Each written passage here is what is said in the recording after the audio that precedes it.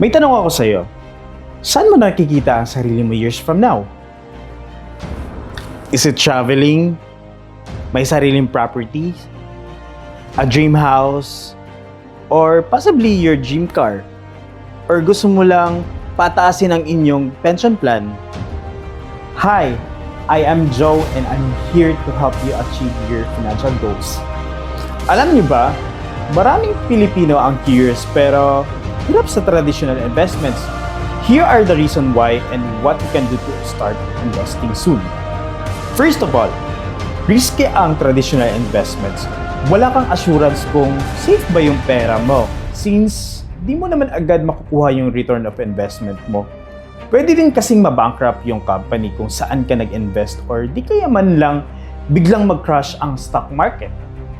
Second, ang liit ng balik sa'yo ng profits sa traditional investment.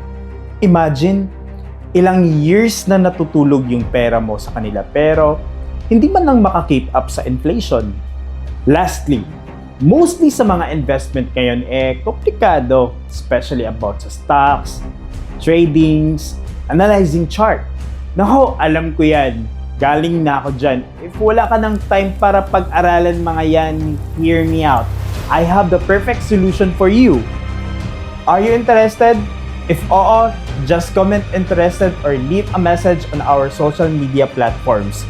Don't forget to check the link on caption and see you on the next video. Paalam!